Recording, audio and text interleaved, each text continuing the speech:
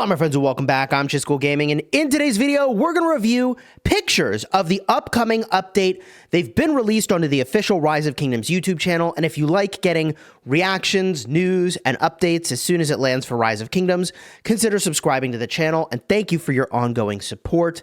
Let's talk first about the accessories, but use the timestamps to jump to whichever part you'd like. It's a lot of interesting stuff here, including crystal tech changes, but let's start here. The Saddle of 1,000 Blessings. Now, this is the refined screen. So at first, I was like, is this 60 legendary materials to make? But no, there's 120 legendary materials to make, I would assume. And the thing that's also throwing me off a little bit here is there's a little tooltip that says there's an exclusive effect. I'm getting ahead of myself. What does it do? The wearer's troop deals 3% more smite damage of all types. Whenever it deals any type of smite damage, it has a 50% chance to heal itself for 5% of slightly wounded inflicted by the damage. And the little tooltip says increases to 4% with the exclusive effect. Now, I don't know how we get this exclusive effect. I don't think it's a KVK reward because they didn't mention that, although it could be. They didn't mention the exclusive effect at all in the video, in fact. So we'll just be left kind of wondering what that could be. The only thing I will say that we've got as a clue is kind of from Call of Dragons. I covered this in a separate video. If you're subscribed to the channel, you already know this. But the way that they did Zenith of Power in Call of Dragons is they made it so that you got a bunch of currency and you could exchange that currency for an exclusive item to adorn the city theme you want from Zenith of Power. So if you were in the top ranks, you got the theme and you could buy the adornment. If you achieved a certain amount of power gain but didn't get a top rank and you didn't get the theme, you could exchange the currency to get the city theme. And so, like, they put sort of a pity system in place for Zenith of Power. And that's in Call of Dragons. But, like, when I look at this and I see this exclusive effect, I'm like, that reminds me of what they did in Call of Dragons. That's, who knows? Getting back on target with what this is, okay? I think that a 3% boost to smite damage, even a 4% boost to smite damage, is not nearly as exciting as a Greatest Glory, right? For just pure damage. So for Rally Garrison, I'd already say this thing is off the table. But what's interesting is the healing for open field. And for open field, healing is very powerful. More powerful than people will give it credit for. But constantly healing means you'll be doing more damage as well because you'll have more troops and you're going to be taking damage. So staying topped up is really good. And if I land an AoE, okay, and I do, you know, let's call it 20,000 damage per target, I hit, you know, 3 targets, like you're looking at a moderate amount of healing coming in pretty regularly. And, you know, I think it is an interesting choice. I'm not saying it's meta. I'm not saying it's the best. I'm just saying it's an interesting alternative that is not just like a slam dunk replacement for what we already have. And I do like to see that. I mean, look, we've been talking about healing being an open field thing ever since Richard, right? We've been talking about how, you know, how you get healing in a garrison or a rally is you just reinforce. Healing equals more troops. Reinforcing equals more troops. Now, look, for Ark of Osiris, you can't just endlessly reinforce stuff. Your city's not there. So there's potential for this to be relevant in that context, but I think because the damage is lower than what you get from a Greatest Glory, right? Greatest Glory enhances normal attack damage. Normal attack damage also boosts your smite damage dealt. Greatest Glory is 5%. So this is an open field accessory. I think it's very interesting. They made it specifically for open field. This contrasts very starkly to the cavalry accessory, which is definitely for rally and garrison and maybe works in the open field, but hard to say. Certainly not in today's meta, and let's review it. So this is the Hero's Hilt. Whenever the wearer's troop launches any type of combo attack, it has a 50% chance to gain a 3% bonus to all types of combo attack damage dealt for the next 5 seconds, and it stacks up to 5 times. So you will very quickly get to 15% combo damage, which is amazing. That's busted. That's new meta for Rally Garrison for combo cav. Hands down. Open field, debatable, because it only lasts for 5 seconds before this buff falls off, and presumably any stacks you get refreshes the duration of your stacks that you've gotten in the past. So can you do a combo attack every 5 seconds and pass the 50% check of getting a boost? For open field, I think it's unlikely. For Rally Garrison, I think it's compelling. Now, that said, for open field, you've also got the Butterfly Inscription, which gives you a 20% elevated chance of triggering stuff that comes from your combo attacks, right? Or is it basic attacks? I'd have to get a closer look to make sure, but does this elevate it up to 70%? Let me go do that real quick. You know what? It does not look like Butterfly would apply to this. The wielder's troop gains a boost to combo attack damage dealt, and combo attacks launched by their troop are 20% more likely to trigger effects triggered by launching a basic attack. This is not triggered by launching a basic attack, funny enough. So like the butterfly effect doesn't have synergy with the combo thing, which is surprising, but also this would be totally busted because this increases to 4% with the exclusive effect. So, I mean, we're talking about 20% more combo damage. I mean, this feels very, very powerful, okay? And interestingly, this is going to be available as a KVK reward. But, and by the way, I'm like looking for the exclusive effect. I'm like, where is it? Is it going to be a season coin for the exclusive effect? Is it a conquest coin? But then we go over here. It's also going to be in the Holy Knight's Treasure on the days where we've got accessories. So interesting to see it in both places. People are definitely going to try to rush this to max it out. It's going to be a lot to go and do, but big picture, I think for now, certainly for open field, the combo accessory is not needed. I would say that for Rally Garrison, I would try to get it for sure. That seems very strong to me. And the Smite accessory seems like it would be an alternative for open field, but it doesn't feel mandatory to me. The Greatest Glory feels like a pretty solid pick already for Rally and Garrison especially. This brings us to other things that are included in the update, including Lost Kingdoms tiering up. In fact, I might have a different picture of this a little more zoomed out. So your Lost Kingdom, your KVK, will start in a tier and potentially tier up to higher sets of rewards. And some people were really freaking out. They're like, oh, the players who are ahead already stay ahead. And it's like, guys, like, you don't understand just how much more these players put into their KVK in terms of dead troops, resources, speed ups, etc. Like, there's a 0% chance the volume of rewards for tiering up a Lost Kingdom will keep those players ahead. Literal 0% chance. Okay? So they've got the details here of how this is going to work. And it looks like there has to be a lot of governors all doing big contribution to ultimately get to an S+ tier. And if you get there, the unit return goes up to 10%. And I'm telling you, the amount of dead troops that are required by kingdoms that participate in these sorts of KVKs where these things are going to tier up, the difference here is not going to keep these guys ahead. They're being in these kingdoms is actually, like, by power probably having them drop off, right? Like, hey, there's just no way. And they show some of these rewards here when you get to S+ tier. Like, yes, actually, this is a lot of gems. Although, is this even a real achievement, the one above it? 20,000 gems? I mean, it does have an S next to this one. Maybe this is a new achievement. But still, I would argue, like, I'm telling you, the amount of speed ups and resources you spend in these KVKs, like guys, I spent 90 billion resources in the 1960 KVK. Okay? Almost 90 billion. This is not 90 billion resources of recovery. Okay? I spent how many days of speed ups? Like at least 2,500 days. Probably closer to 3,000 days of speed ups in that KVK. This is not 3,000 days of speed ups worth of gems.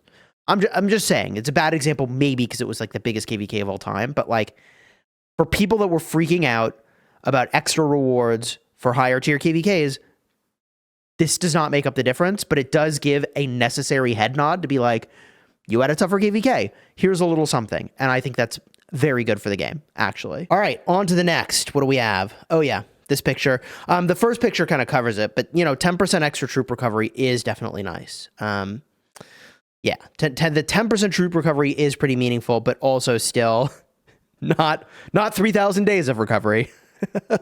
GG. Okay, now, new crystal technology. They're going to do this in a couple Pioneer KVKs before it rolls out everywhere. And they've basically split out different unit types. It looks like a little bit, but not all the way. So, I thought that unit prerequisites were totally going away. But it looks like you've got to upgrade all your troops. And by the way, it looks like they broke out, the march speed and other things to be troop specific. But it looks like Call to Arms 1 is still a bottleneck, right? I don't know. We'll have to see how this tree ultimately works. If you need to have every one of these branches before you can get to this, I would assume you do. Visually, that's what that looks like to me. But the separation of things is interesting because theoretically it lets you focus. I would assume the crystal cost for swift marching for infantry, which is what I assume is up the top there, is way, way, way cheaper than if you were doing, march speed that was for all troop types. So at the end of the day, we've seen crystal changes come multiple times, and you really have to reserve judgment until you see the full details of how they work, what the full costs are. There's leadership, which I don't know what that does. Cutting corners, I would assume, is the cost reduction. And it is worth noting they pulled Call to Arms earlier. So Call to Arms 2 is sooner. That's cool. Then you've got more cutting corners. Oh, leadership maybe is rally capacity. Then you've got stats listed over here. So quenched blades. I think it's interesting they maybe are adding defense here with the shields, bracers, and other items. Then they've got marching again. Then they've got runecraft and rapid retreat. So runecraft lets you summon a rune of your choosing, which is very cool. And rapid retreat makes it so that your marches go back instantly to your city. I don't know what emergency support is. Maybe that's... no, I don't know what that is. There's things here I'm eager to figure out what they are. Iron infantry and swift marching. Okay. So I think we get more combat stats. Celestial guidance. Expanded formations too. You know what is interesting? Is figuring out what the crystal cost is going to be to get extra troops. And extra, troop marches in the open field. Right? I wonder what that's going to be. And then I'm not sure what this is over here. But it ends with surprise strike. Yeah, I don't know. Until we're actually looking at it, it's going to be really hard to judge or know. And we have to see the full details and assess, because players are very smart about it. You can say it's better, but they'll figure out their own opinion when it's here. And I hope that it is better. And certainly it is going to pull forward the troop capacity, which should theoretically minimize the difference between pay to win and lower spenders, but it also means bigger hospital bills for everybody. So I don't know. We'll see. So here you can see, by the way, runecraft lets you summon a rune of your choice. Although when you read the details of this one, rapid retreat unlocks the ability to use gems to instantly return defeated troops to your city. You have to use gems. You have to use gems, though. Oh, whales are going to do the heck out of it. Whales are going to do this all the time. All the time. Imagine you do a fort drop. You could wait for your armies to come home, or you could gem them home and get back to the fort, right? Bro, I'm telling you, this is going to be really interesting. Gemming your troops' sad faces home. This is actually, it depends on the gem cost, but this is potentially very major pay-to-win advantage, depending on how far you're walking. Very interesting. Okay, we'll see. Hard to know until it's in game, but this is the use gems thing is interesting. I was expecting it to just be a thing you activate and then it happens, not a thing that you can potentially endlessly gem. Whoa. Okay. Well, onward. The past glory buff is changing 40% to 30%. I think it's a fine change. There's tons of power creep everywhere, so we got plenty of damage that we're cranking out. You can plan out your alliance flags, which is very cool. Talked about this before, but there's a specific role, I think it's the counselor maybe, who can plan out where your flags are going to go, which I think is a W. We talked about these accessories already, so we'll skip past these pictures. Oh yeah, and this is major. This is major. You can see the Transmutation Pity system locking in and how that's going to work, which is very cool. If only every artifact, I guess it's not artifact, every armament looked like this one over here, where everything was already 3.5, 3.5, 3.5, right? But you lock the one troop type, and after 10, you're guaranteed a 2.5. No, I think you're guaranteed your desired troop type. After 30, you're guaranteed like you're a 2.5 or better, right? Rules are over here. There it is. So after 10 transmutations, guaranteed to match one of your locked attributes, and every 30 transmutations, guaranteed to receive 2.5 percenter for the same unit type as one of your locked attributes. Very cool. Very cool. Having recently done over 60 transmutations on one armament on 2 stats, this would make a big difference. I would have got to the finish line. I didn't. I have nothing. So this is a very needed change, and it's very good. And compensation is on the way, which is good, but is, anyways, it's good. It's 1/3 of what you did. They're making the lines thinner, which is awesome. Look, call me crazy, but I was using the new graphics. I couldn't see what was happening. I went back to the old graphics. I still use the old graphics to this day. So I think visual improvements are a W. Also, this is very important for mobile. They've added that little button you see on the left. There's a setting you can change to make it so that instead of a search function, you have a return to city function, which is major. So theoretically, if this plays the way I think it will, what you could do on a mobile device is that you could be controlling where your troops are going kind of with one hand, right? Like target this, target that, target this, target that.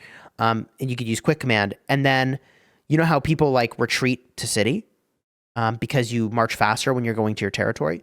You could push this button to get the equivalent of that. And I think that could be very powerful. They need to pay attention to the details of the implementation here. If retreating to city deselects all your marches, it's going to be very annoying. So the details absolutely matter in the implementation, right? It needs to solve the problem. And I hope that it has. And if it has, big W's. So the closer that mobile gameplay gets to PC gameplay, the better. So anyways, I think that's a big W. They've added new cosmetics to the VIP shop. I'm going to be honest. At SVIP, I used to buy them. I'm not buying them every 30 days, man. I stopped caring. I stopped caring. Maybe that's just me. Maybe all the other people go and they still care. But I would make these permanent unlocks, and I would make it a certain amount of currency to get it. I think the 30-day thing is I literally stopped caring. I'm not looking at what my marches look like. And so it's just me. Do I think it's cool that there's, an SVIP shop and an outlet for VIP? Yes. I think people like to collect stuff. And temporary unlocks is not the same as collection, if that makes sense. Maybe I'm crazy. But, when you look at my actions, for those of you that are I wish I had SVIP. I don't know. I'm there and I'm not even using it. Literally, I don't know. There are now the permanent unlocks are cool. I think this isn't even permanent either. I should go unlock this. I should go unlock some of these cosmetics real quick, actually. I just haven't in a while. The tree looks cool. Anyways, you enjoyed the vid, throw a like on here, subscribe. I'm hyped for the new accessories. They are good and not quite what I had in mind. I thought for sure I was going to need to do a replacement for my infantry. I'm not. For cavalry, though, if you're a combo rally or ultimately one day combo garrison, whenever that shows up, that's going to matter. But, combo garrison, what are we talking about? it'll be a year before we get one of those, and another 2 years after that before we get a second combo commander to pair it with in the garrison. I don't know. We'll see. All right, we'll see. But I do think that combo accessory looks very strong, and I'm very curious how those adornments or upgrades are ultimately going to work. All right, you enjoyed the video, throw a like on here, subscribe. You want to see my other video reacting to the detailed patch notes, card will be over here. Until next time, you have fun smashing your enemies. Take care, everybody.